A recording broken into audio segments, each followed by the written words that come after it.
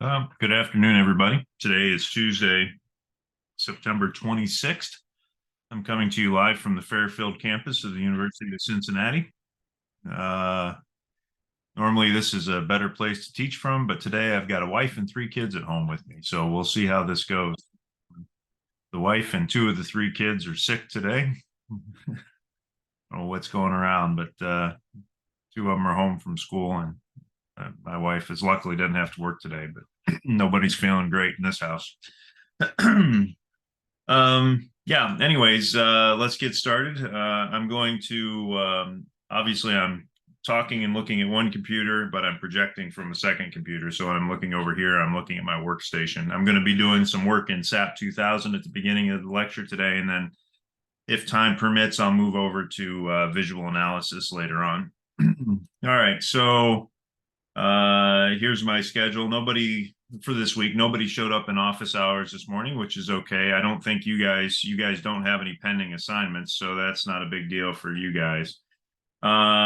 I admit that I'm a little bit late in grading some homeworks and posting a solution to homework number 2. It's painfully obvious now that I'm not going to get a teaching assistant for this class, even though I haven't heard anything. They just, I guess the no news is a no. So I'll get around to doing that soon. Not my favorite thing in the world to do, so that's why I'm putting that off just a little bit.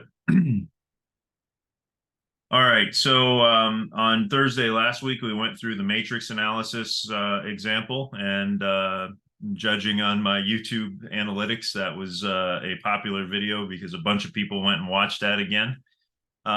So hopefully you guys were all able to get through that assignment. Like I said, I'll try and find time to grade that. Probably won't get to that one this week. It'll probably be this weekend before I get to that.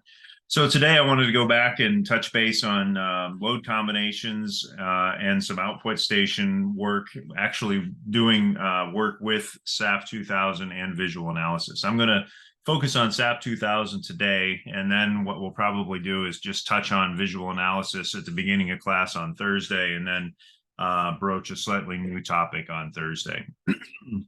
Looking ahead a little bit, what I want to do on Thursday is spend some time talking about Excel functions. And I know this isn't an Excel class, but one of the things that you guys probably learned in working through homework number 2 is that you can get volumes and volumes of output from SAP 2000 and visual analysis. And if you're clever with the way that you define output stations and clever with the way that you use Excel, then you can make that stuff make that work a lot easier. So anyways, let's get started. What I want to do is visit this example problem that we've tinkered with in the past. This is that 3-span beam example.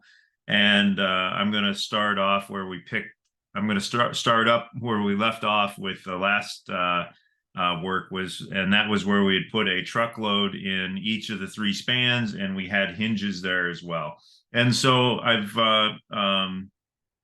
you'll note that I have node numbering and element numbering or line object labeling on there. And it's important that we understand what those labels are, because we'll use those labels, especially the member labels. So I've just got member AB broken up into 2 segments, so I call it AB1, AB2. Got member BC broken up into 5 segments, so I call it BC1, BC2 through BC5, et cetera, et cetera. And then as a reminder, that's what our truck looks like. So when we left off in the last time we were playing with this, we were analyzing truckloads in each of the 3 spans. So we put one truck at the center with the center axle of the truck at the center of each of the 3 spans, and we applied the AASHTO strength 1 load combination. And so I want to go back and revisit that. And what I'm going to do is open the seed file that I posted to Canvas earlier today. So if you guys want to play along, you can do that. If you want to just watch and then maybe tinker later, you can do that too. It's up to you. But I wanted you guys to have the same starting point that I do. And so I'm going to take this, I'm going to save it as something else. I'll call it in class now instead.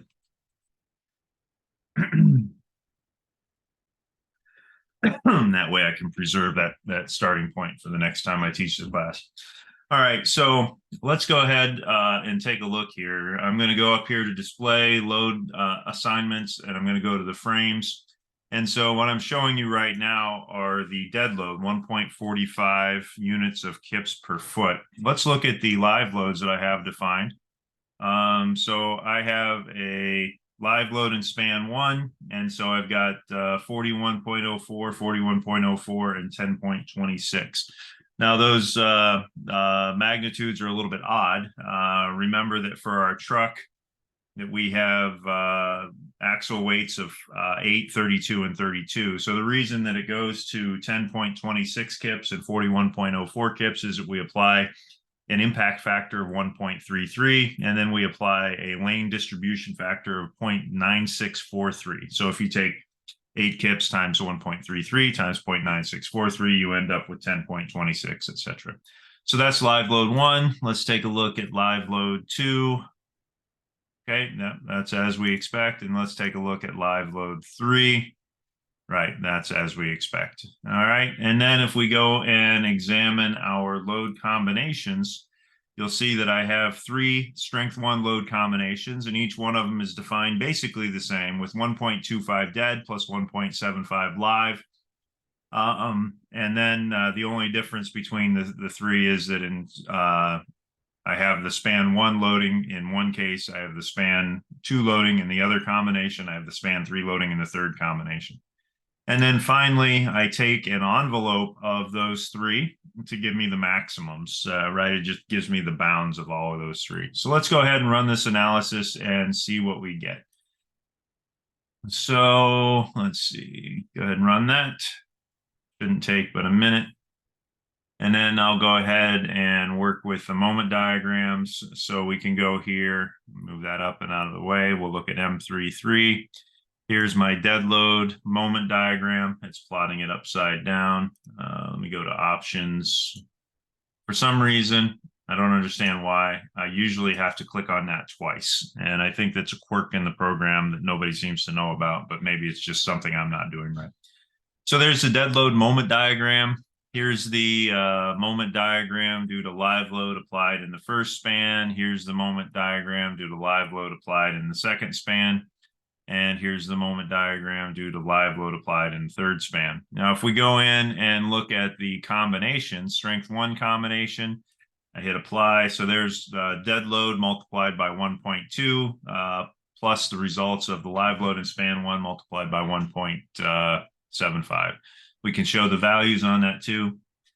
I can actually figure this out. I was tinkering with this earlier today. I can go in here and make the minimum graphics font size bigger. And then you guys might actually be able to read those letters. Let me also get rid of the labels on the nodes. There we go. And so,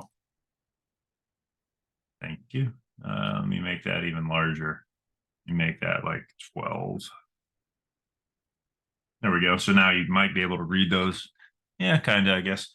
Right. And then so here's strength span 2. And strength span 3. Right, so those are the trucks in the 3 different spans. And then if we take the envelope of those, then we get that. All right, now, so I have these guys summarized over here. So if we go here and look, these are the maximum moments that we got from that. So 2203, 1648, 2203 in the positives, and then in the negatives we get 2279 and 1776. A little bit of anti-symmetric here, lack of symmetry, probably because the truck is always pointing from left to right. So if we turned the truck around in the third span, we'd probably get symmetric results. That's my hunch. I didn't confirm that though. All right, so what I want to do is tinker a little bit here, though. Let's go ahead and play with the load combinations. And I don't have to unlock the model to do this because I'm not changing any of the analysis. I'm just changing what I do with the results of the analysis. So I'm going to go in and I'm going to add a new combination, and I'm going to call it live load.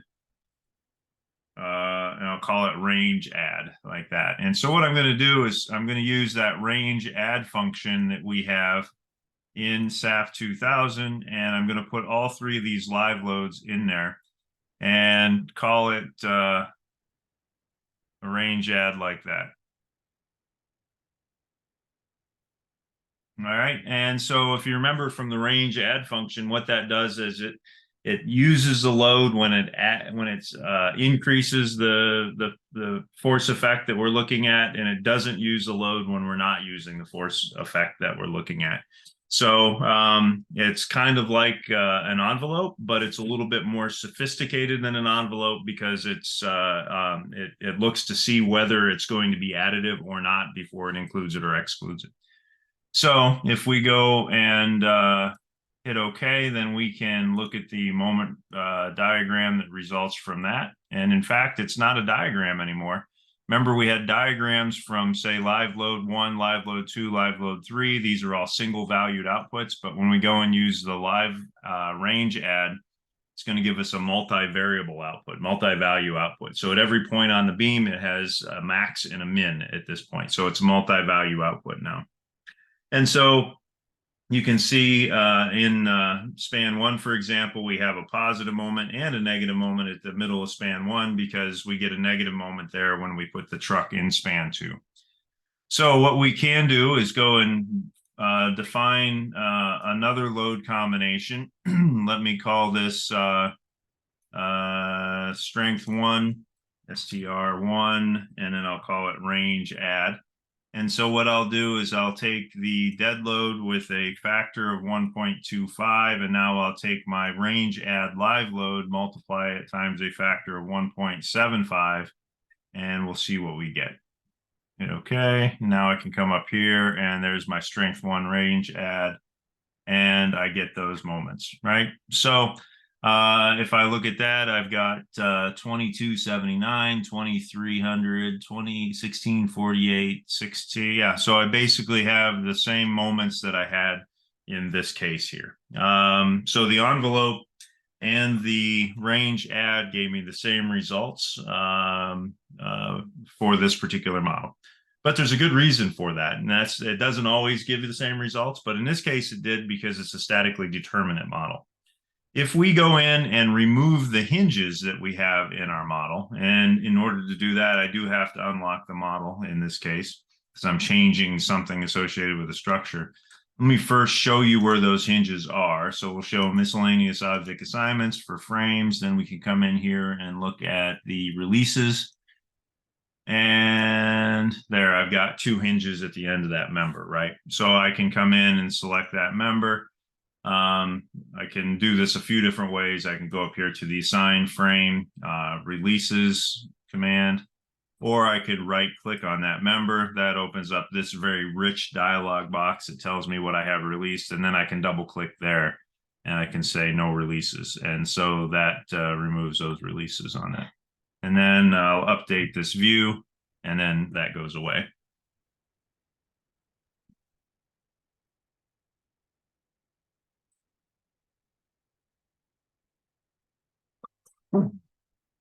All right, so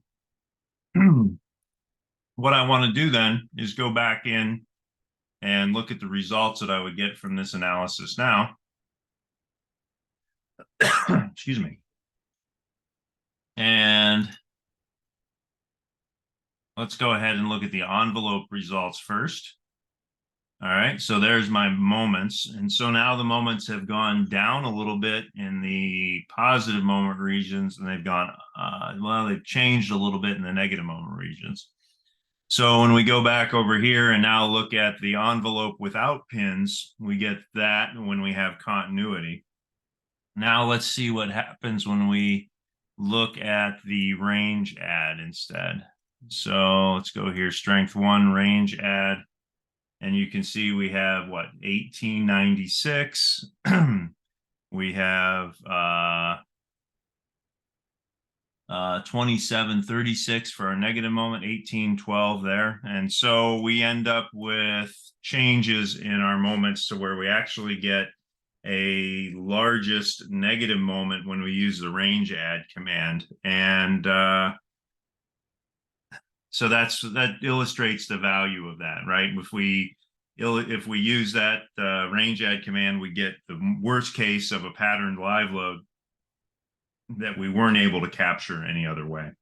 So when we look at this, the range add gives us 2735 here. And if we were to replicate that and try and figure out where that comes from, what we would have to do is go in and create a special case of the strength 1. So I'll add a copy of that. And what we would need to do is consider live load in span 1 and live load in span 2 at the same time. So if we do this, let's call it strength 1, live 1 plus 2.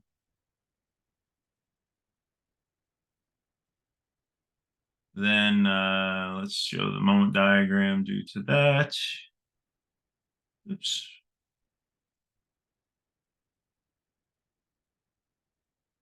Then you can see we end up with 2735 as our negative moment. Now it is a moment diagram again. It's not a moment envelope, so it's a single valued output because we're doing a combination of different moment diagrams. We're not combining the results of a range add. We're not enveloping anything. We're not combining the results of an envelope, so it's single valued output. All right, now that's all well and good. The range add is very useful to us. Excuse me. One thing that we could use that would be more dynamic would be to have a moving load on here instead. And SAP 2000 and VisualAnalysis both afford us the opportunity of putting moving loads on the structure. And so the process requires several steps, and it's outlined in the PDFs that I posted on the Canvas site this morning. First, you have to define the load path. You have to tell SAP and VisualAnalysis where the truck is going to go. And you usually do that by defining the elements in the order that you want the truck to pass across them. Then second thing you have to do is define the truck. Excuse me. And that's where you put in the axle loads and the spacing of the axles and all of that. In SAP 2000, there's an extra step in there where you have to define a vehicle class. And that's an interesting step. You could have more than one vehicle in a vehicle class. You could have say if you wanted to model the Ohio legal loads passing across this bridge, the Ohio legal loads is a class of vehicles that consists of about 8 different trucks. And so you could put 8 different truck definitions all within one vehicle class and model each of those 8 vehicles and then get the results out as one set of output for the class of vehicles. Excuse me. And then the last step that we have is to define the load case, where we tell SAP what type of analysis to do with those moving loads. And then there's an intermediate step too, where you can define which output you want. So let's go ahead and get started on that. And what I'll do before I take the first step is I want to put the labels back on my model so that we can see what the labels are for the elements that are in that model, right? And that's going to be important when we go in and define the vehicle path. So we go to define moving loads and paths, and that brings up this dialog box where we can add the new path from different frames. And so what we're going to do in here, I'll just leave it called path 1. It doesn't make too much difference. I want it to start with member AB1. I want it to go to AB2. Then I want it to go to BC1. Oops. Add that. And then I want it to go to BC2. Add that. BC3. BC4. BC5. What happens if we type in BC6? It realizes that BC6 isn't an object and gives you an error, which is good.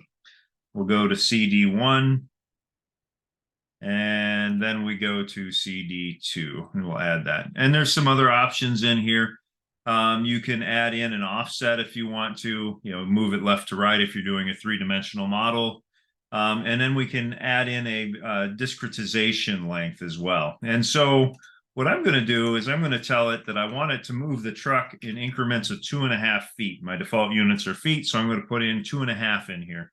And so that'll make that whenever it moves the truck across, it's going to move the truck across in 2.5-foot increments. And with our span lengths of 60 and 75 and 60, that's a nice even divisor of those spans. So let's go ahead and use that. All right, then the next step is to define the vehicle. So we'll go to define moving loads vehicles. And I'm going to add in the HS20. So let's see, go back over. Whoops, that's not what I wanted. Go back over here. Here's the HS20. So I have a first axle of 8 kips, second axle 32, and the third axle of 32.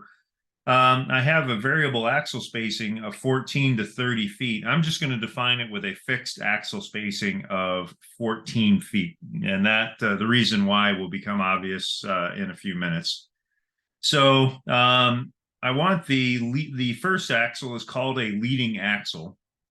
It has a magnitude of 8 kips multiplied by 1.33 for impact, multiplied by 0.9643 for the lane distribution factor. And so that gives me 10.26.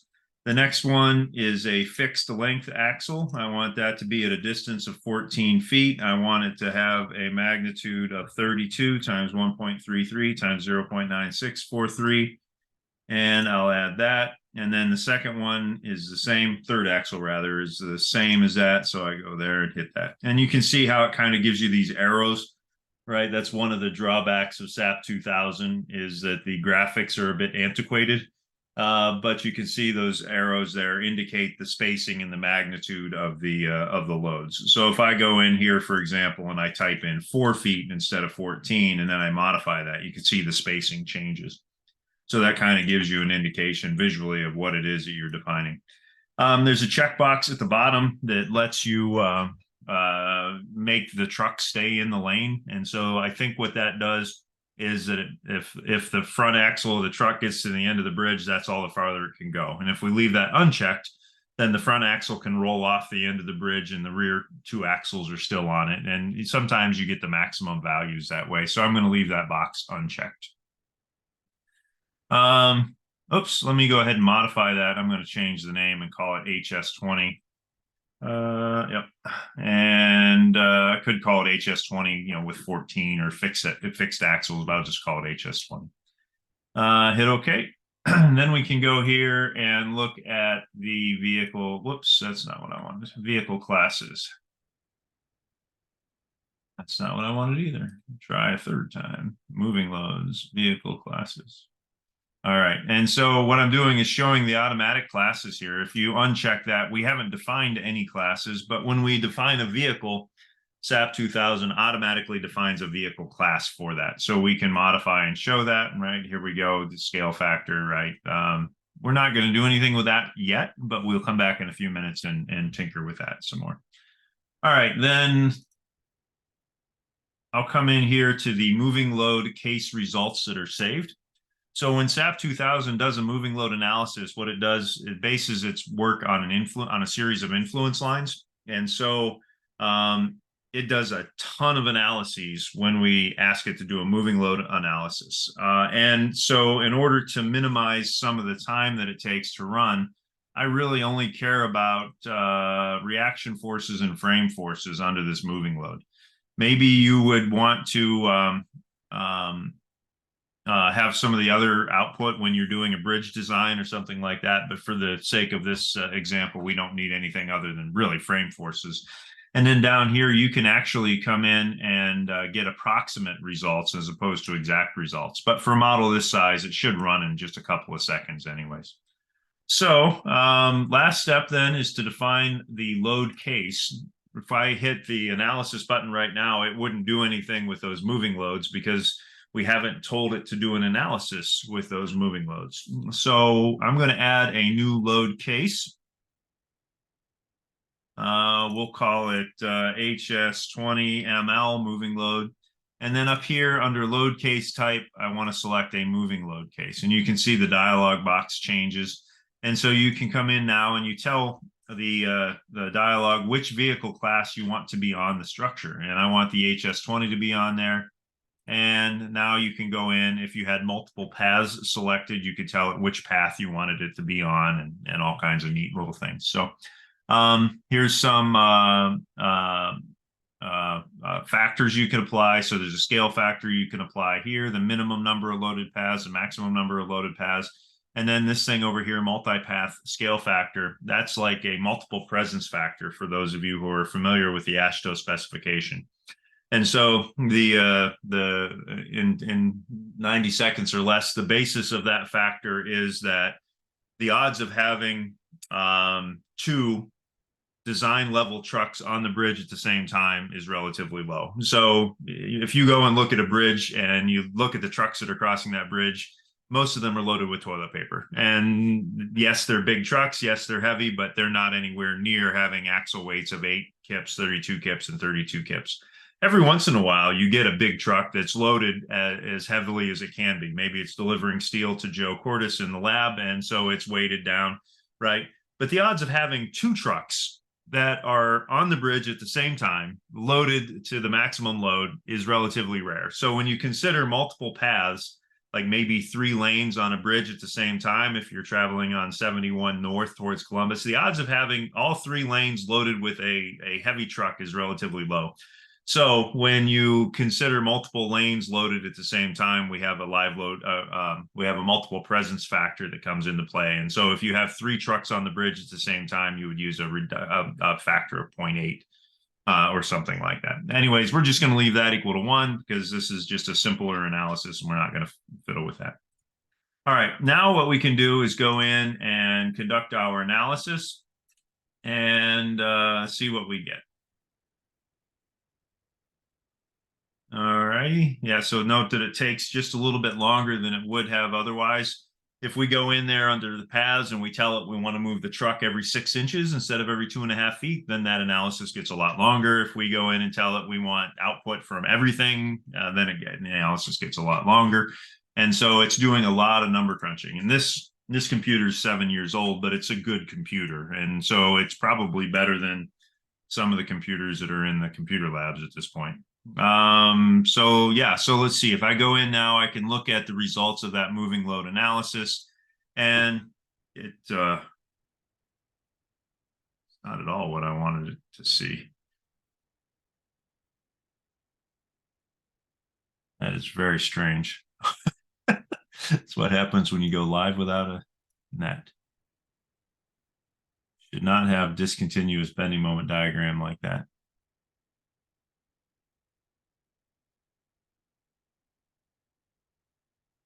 Let me do a couple of things. That's really weird. Get rid of the labels. Close. Let me try this. Options.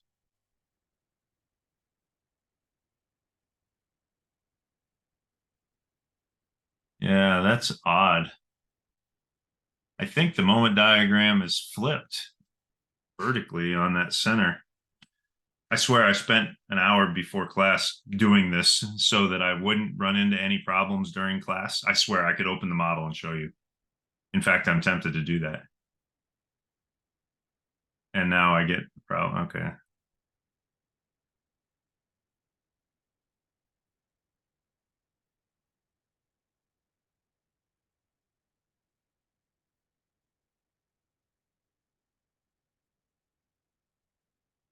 Let me just go back and look through my definitions and try and figure out what's wrong here. So when you guys send me a model that you're like, hey, I can't figure out what's wrong, this is basically what I start doing. Let me look at that.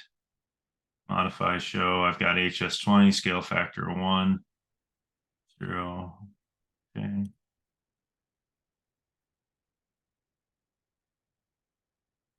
Go here, moving load path.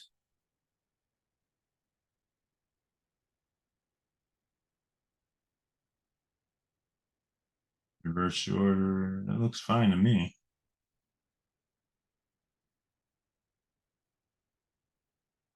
Fine. Vehicles. Yep, that looks fine to me as well.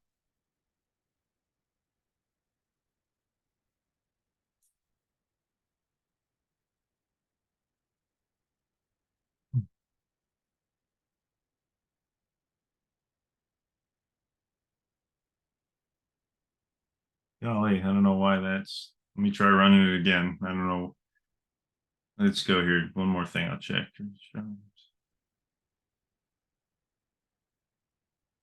I had displacements when I ran it earlier this morning. So it's showing that path in pink.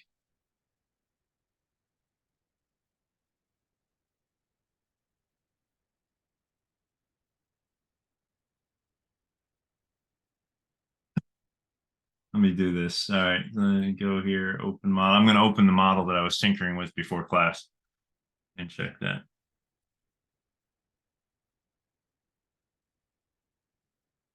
Now, in this model, I have another truck defined that I haven't done yet in, let me do this. So I've got HS20. Okay. So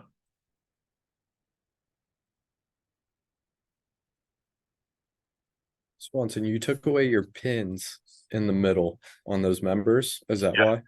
Well, yes, I did, but no, I don't think that's causing that problem. Okay. I'm not positive though, since I don't know what's wrong. I'm pretty sure that's not it though. Let me go in and I'm going to take these vehicles. I've got two HS20. I want to let's see. I just got done saying what a good computer this is.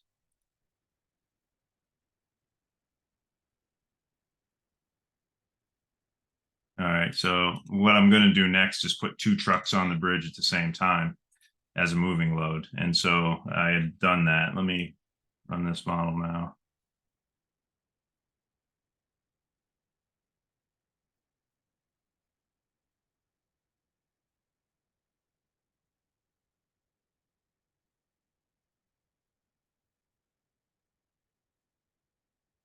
Yeah, so that's what it should look like. What the hell am I doing wrong in the other model?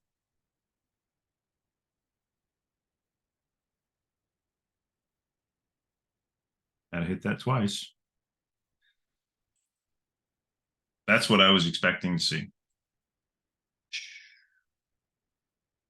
All right, let me go back to the other model.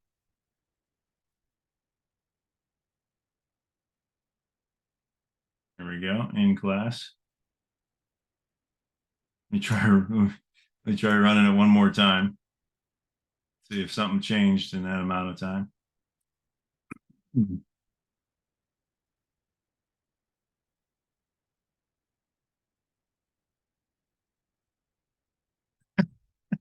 That's so strange.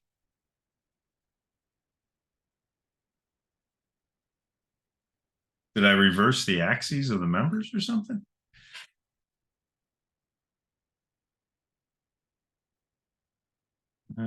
Give me just one. I'm going to explore that option for a minute. So I'm going to display the local axes of the members. And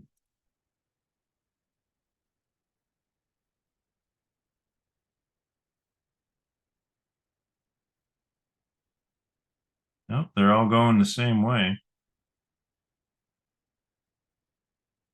It's almost like the truck flips upside down when it goes across that middle section. Golly. I'll tell you what, let me switch to the one that I was using before, and I'll keep going. And then I'm going to come back after class and try and figure out what was wrong with that. All right, so yeah, here's our results. This is the model that I have more confidence in. Yeah, and we'll show that moment diagram, which is really a moment envelope because it's a passage of a truck. So you get multiple values at each point. Let me get that on the right side again.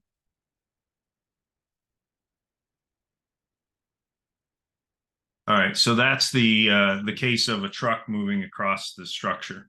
Now, what I could do at this point is define a load combination where I have a strength 1 with the moving load, and I've already done that in here. This is the file where I was tinkering before class. And so I have the dead load at 1.25, and then I have the moving load results multiplied by 1.75. And so we can look at those results as well. I had that labeled strength 1-HS20. I hit apply, and that gives us these results. So I get a negative moment of 1938. It is symmetric in this case. I get a positive moment at the end spans of 1858. and a positive moment in the middle span of 1815. Now, if we go back and look at the results that we expected, though, those moments are smaller than they were when we used the range add command. And the reason why is that we got a larger negative moment over the pier when we had two trucks, one in span 1 and one in span 2. And so if we want to capture the same effect in using moving loads that we did with that range add function, then we should have two trucks that are passing across the bridge at the same time. So let me go ahead and modify my moving load now such that I have two trucks on the bridge at the same time. So we go back to our vehicles. I already defined this ahead of class. I'll show you it. And here are two vehicles. And so in this case, I used a variable length axle definition. And I said that has a length that could be as low as 28 feet and it could be as high as 200 feet. And really, I put 200 foot on there because I know the bridge is 195 feet long. And I figured if I put 200 feet on there, then that would give me one truck going at a time without the other truck on the bridge.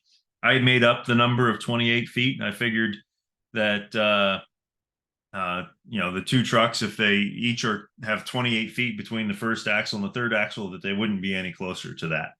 If you are familiar with the AASHTO specification, there is a version of this type of load that you put on bridges, and that trailing distance is really a minimum of 50 feet. But 50 feet won't give me the results that I want, so I knocked that down. And besides, you guys have probably seen trucks that follow each other pretty close on the highway. So that's that truck definition. Let me go back and modify that vehicle class again and make sure it includes both of those. So we'll say the HS20 class, we'll modify that. I'll also include the two trucks. And so now it'll put one truck on the bridge and two trucks on the bridge. And we should be able to do our analysis now. All right, let's look at some moment diagrams. And so let's take a look at that. There it is. There we go. And so we're still getting moment envelopes out of our moving load analysis, but now it's the moment envelope from either one truck or two trucks, and it's varying the spacing between those trucks. So there's a whole lot of analyses that are going into getting this, what looks like a simple moment envelope, but it's really a lot of calculations. If you were to do that by hand, it would take you hours, probably days. So now we can go in and look at our strength 1 combination that uses those moving load analyses. And now you can see we get 1961 for our max positive moment. We get 2808 for our max negative moment. And so if we go back over and compare that to the previous results that we had, you can see that we're able to maximize the positive moment in the end spans, span 1 and span 3. We're able to maximize the negative moment over the piers using those moving loads. And so it's a very dynamic analysis you can do. A lot of you are going to go out and probably do bridge analysis at some point. Out of a group of 60 graduates at the undergraduate level, we probably have 20 to 25 structures people. Out of those 20, we probably have 10 to 15 to go into bridge engineering. And so this is a very useful tool for that. I'm still at a loss as to why it didn't work on my model that I was doing in class. I started with the same seed file 2 hours ago. I'll have to think about that and see if I could figure out what it is that I screwed up. It would be disconcerting if it was just an inconsistency and SAP did something wrong. I can't imagine that's the case. Anyways, the homework number 4 that you guys will work on next will have some moving load analyses in it. So your homework number 2 had you considering loads in spans 1, span 2, and span 3 of a beam on a roof. And so now we'll go back and do a range add exercise with that. And then we'll also do a moving load exercise with that as well. All right, so let's take a minute and let's go ahead and look at visual analysis instead. This will be even better because I didn't rehearse this. And We're getting to the point in the class where I start to focus on visual analysis less and focus more on SAP 2000, because we're getting to the point where we're going to start to get away from what visual analysis does well. And SAP 2000 does this stuff very well in almost all cases, so I tend to use it when I get to anything more than a simple analysis. Takes a minute to load. There it is. All right, so what I'm going to do is I'm going to go in and open that seed file, and got a lot running on this computer. There we go. There's the seed file. Right, and so here's our beam. I took some time after our last exercise with this, and I went in and renamed the nodes and renamed the members and everything. And so if we go in and look at our analyses, let's see, we had an issue in here.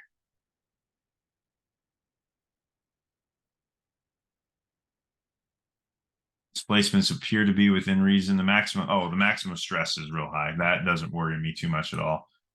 So let's go back here.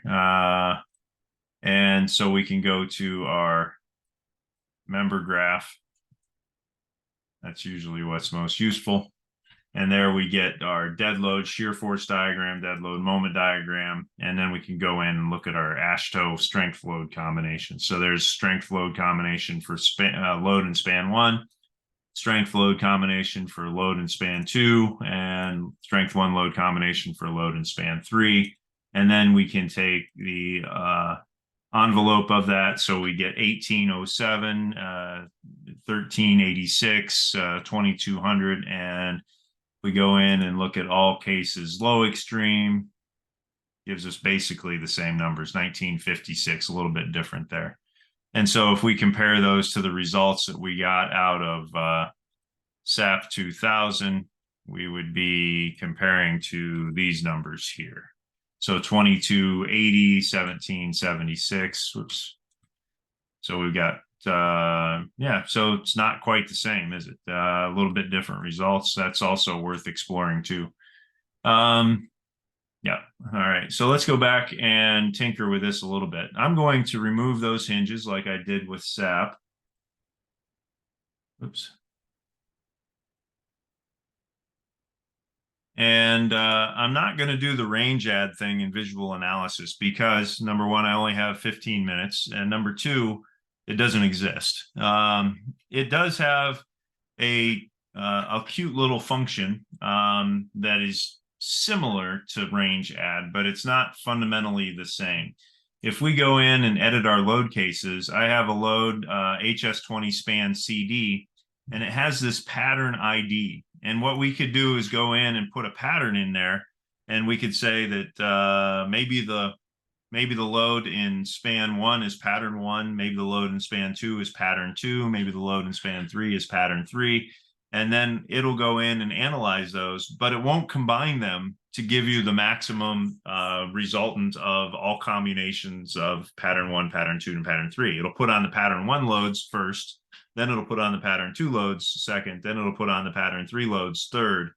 And so you could define a pattern 1 where you have trucks in span 1 and 3. You could define a pattern 2 where you have a truck in span 2. Then you could define a pattern 4 where you have trucks in span 1 and 2. But that's so tedious as to be almost not useful at all. So here's one case where SAP 2000 shines compared to visual analysis. What we can do in visual analysis, though, is we can go and define a moving load. And so there's something up here called the truck manager. And so you can go in and define your trucks in here. And so we have a number of trucks that are already defined. And so what it's done is it's actually remembering the trucks that I've used in the past. So I've got the crane loading that you guys are going to use in homework number 4.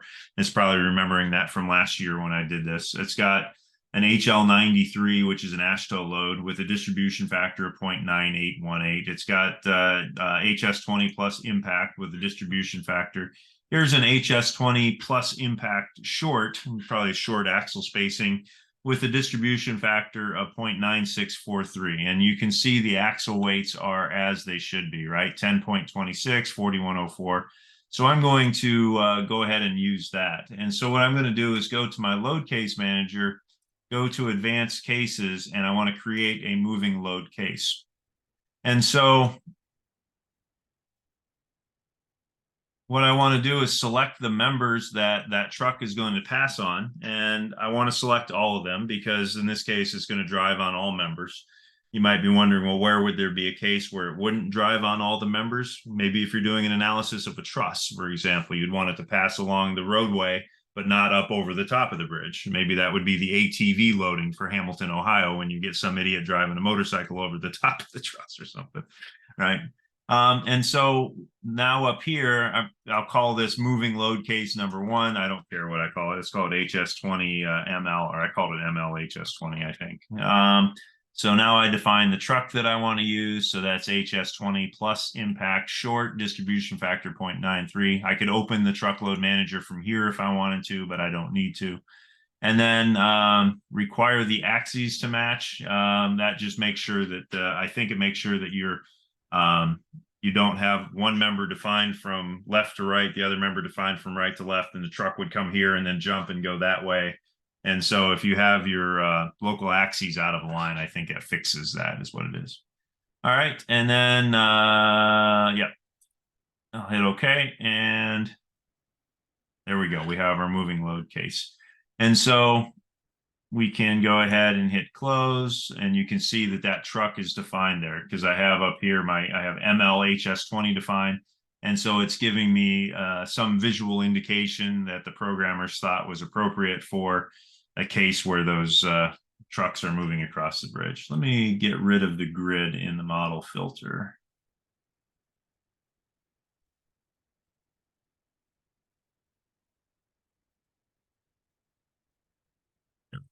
It's a little bit clearer. Let's go to results view. It's going to give me that same error or warning about the stresses. And then let's go in and plot the member diagrams. And so if I go and select MLHS20, note that it gives me multiple value output again, because you have the truck in one position, it gives you a moment at one spot that is some value. You move the truck, it gives you a moment at that same spot that is a different value. So you have multiple value output. So if I click on that, then it gives me shear envelopes and moment envelopes and a displacement envelope as well. So in theory, these numbers should match. I'm kind of going from memory a little bit. Here's 807 kips. I think that was about right for the max positive moment. We have a negative moment that's not showing up there. Negative 602, I guess. So what we could do then is go back and define load combinations that use that output. So let's go up here to the loading case, and let's see, I'll create a custom factored load combination. Yeah, that's not the right place.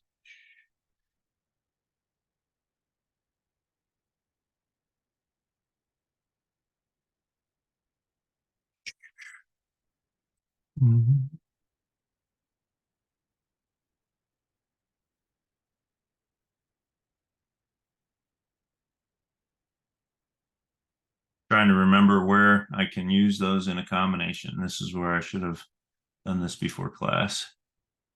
Under dynamic cases, yeah, create a response case. Oh, that's not it. Create a result superposition case. There we go. And so now I want a factor of 1.25 and a factor of 1.75. Seismic, nope. Strength, no design. There we go. That's basically going to be AASHTO strength 1 for the moving loads. Hit close, go back to my results view. Now it's doing the analysis and it's taking a minute. There we go. Let's select those members, go to the member graph, and now we can go up here, strength 1, moving load, high extreme. And so you get 1841. This value here isn't showing up, 1868. This value here is 1944. So we don't get the same results that we got out of our moving load analyses in SAP 2000 because we only have one truck on the bridge. And so if we go back and we want to add 2 trucks on that bridge, then what we run into is a problem. Let's go back to loading, go back to the truck manager. And what it won't let us do is it won't let us define a variable length axle. And so in SAP 2000, we had the spacing between the first truck and the second truck that was allowed to vary wherever we wanted it to, but in VisualAnalysis, we can't do that. And so this is basically a limitation, and that we just can't do the same thing in VisualAnalysis that we did in SAP 2000. In fact, when we go into SAP 2000, I don't have it open anymore. I close it up. When we go into SAP 2000, we're only allowed to define one variable axle spacing. And so that's why when I took the 2 trucks together, I defined it with a rear axle spacing set at 14 feet, instead of saying, let's let the rear axle spacing vary between 14 and 30 feet. And then we add a second truck with a rear axle that varies between 14 and 30 feet. And then we add a variable spacing between the rear axle, the first truck, and the first axle, second truck. That would be 3 variable axle spacings, and SAP 2000 won't let us do that unless we pay for the bridge modeler module that comes from Computers and Structures International. And then in that bridge modeler application, they have a lot of interesting features that you can use for modeling bridges. That's an add-on. It costs more money, and we chose not to purchase that. So when you go and you look at the SAP 2000 and you want to model buildings, you move to ETABS, and that accommodates for the vertical modeling. We went ahead and paid for ETABS, so we have a copy of that. We'll get into that in another several weeks. We didn't pay for the bridge modeler application because we don't do a whole lot with bridges. We do have a bridge engineering class, but what you see in in SAP 2000 here is enough for what we do with bridges. If you wanted to do more sophisticated bridge modeling, there's some more tools in our edition of SAP that you could use, or you could pay for the bridge modeling module and do some more analyses there. If you're going to be a bridge engineer, though, there's probably some programs that are better than SAP 2000 for bridge modeling, and Midas is one of them. There's another one called Merle and Dash that's a good bridge engineering package. And Dr. Miller has one that's put out by the Wisconsin DOT that he swears by, but I don't know why. Anyways, so that'll do it for today, I guess.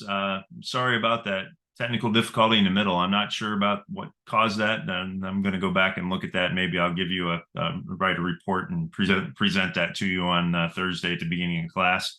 That sort of stuff happens. Even when I prepare, at least I had another model to go back to, I suppose. So, right. So I'll hang around for a few minutes to answer questions you might have. Otherwise, office hours tomorrow, 1:15 to 2:30, and next class on Thursday at 12:30. So with that, take care.